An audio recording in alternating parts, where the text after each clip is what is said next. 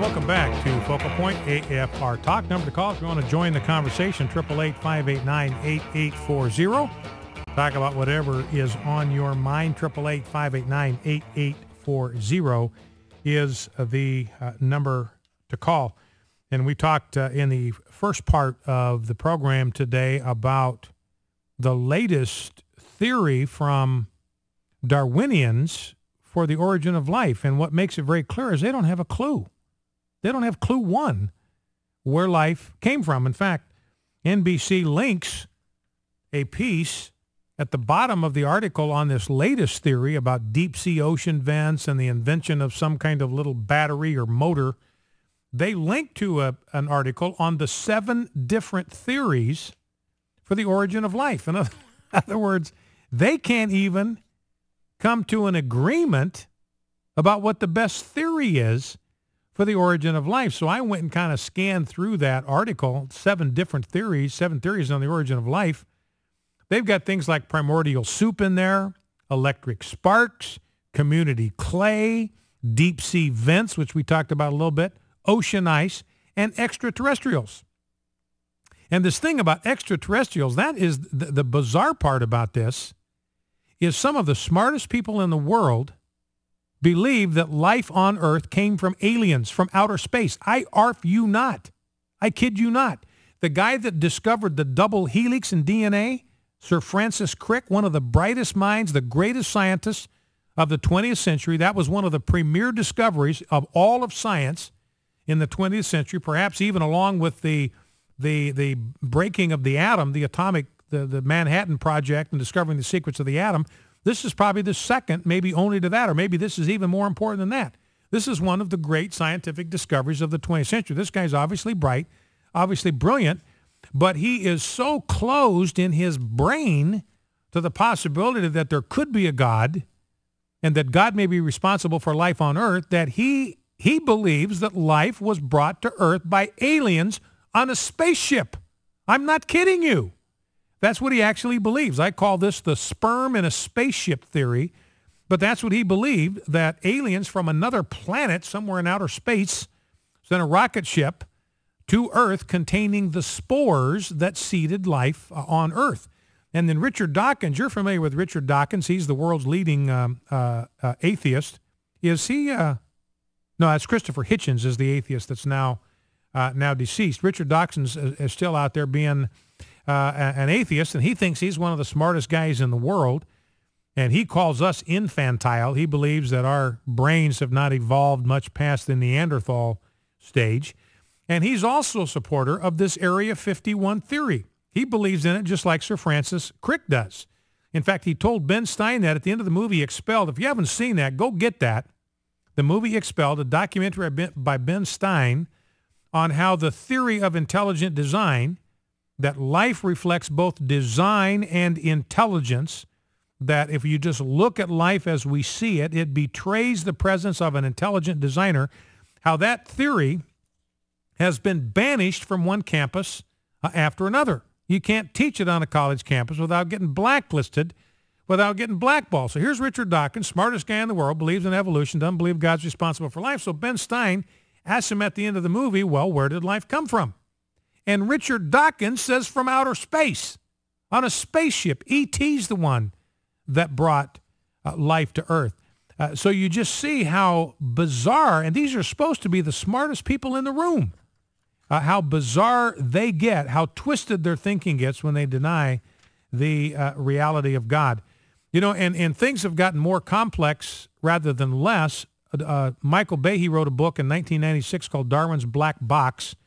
And the point of the black box is that life has what he called an irreducible complexity. You can't break things down past a certain point because you have to have an X number of working pieces in place at the same time to have life. You can't get there incrementally in little bitty stages like evolutionists want us to believe. You've got to have the whole package there at the very beginning, which argues against random chance and random collisions. I walked you through the statistics of that. Infinitesimal chance, no chance at all that life could have arisen, even under the most optimistic circumstances, through the random collision of atoms. And Behe produced a 10th anniversary copy edition of that book in 2006. And here's what he said, because in those 10 years, a lot of research had been done in molecular biology. And here's what he said: as science advances relentlessly, the molecular foundation of life is not getting any less complex than it seemed a decade ago. It is getting exponentially more complex. As it does, the case for intelligent design of life becomes exponentially stronger. So we've got the choice between the sperm and a spaceship theory about the origin of life, or we have Genesis 1 and 2. That's it. Those are the only two choices you've got. Smartest people in the room telling us it came to Earth on a spaceship. That's option 1. The rest of us are saying, no, it came from God, according to Genesis 1 and 2. And frankly, I'm going to go with God. If the choice is between E.T. and God, I'm going to go with God. That is a no-brainer, even for someone as infantile and Neanderthalish as myself. 888-589-8840, number to call. Let's go to Curtis, Little Rock, Arkansas. Curtis, welcome. You're on Focal Point with Brian Fisher. What's on your mind? Thank you very much. I appreciate you taking my call today. You bet. I have listened to AFR for quite some time now, and I hear a lot of discussions on two things that I would like to talk about. Okay. We talk about the problems in America and our elected officials. In the Declaration of Independence, it starts out, we the people. We the people of the United States are supposed to be the ones that have the control. Correct. But we, through apathy and laziness, have relinquished control of our country to career politicians whose only goal is to make life better for themselves. But I'm reminded, I don't know if you saw the movie Forrest Gump, but Forrest Gump's mother told him, stupid is as stupid does. In America, we go back to the polls each election cycle and re-elect the same ones that we've had for so long and get the same results. That doesn't speak very highly about the electorate and the intelligence of the electorate. Mm-hmm. Also, on the issue of homosexuality, back many years ago when the homosexuals came out of the closet, so to speak, we as Christians sat on our hands and said nothing about it. We didn't want to seem like that we were the ones that we were unaccepting. Mm-hmm. Well, what we should have done was put them back in the closet and close the door and nail the door shut. It's like a genie in a bottle. Once you let the genie out of the bottle, you can't put the genie back in the bottle. So we're not going to be able to put these people back in the closet and get them out of our society and having the bad influence on our society that they have. All right, Curtis. Well, listen, I appreciate the call. And, with regard to the presence of homosexuals in our culture, I think Curtis might be right. I mean, we're going to be limited now in the options that we have to deal with this, particularly in the wake of what the Supreme Court has done. But don't forget, ladies and gentlemen, up until 1972, homosexual behavior was a felony crime in every state in the Union, or up until 1962.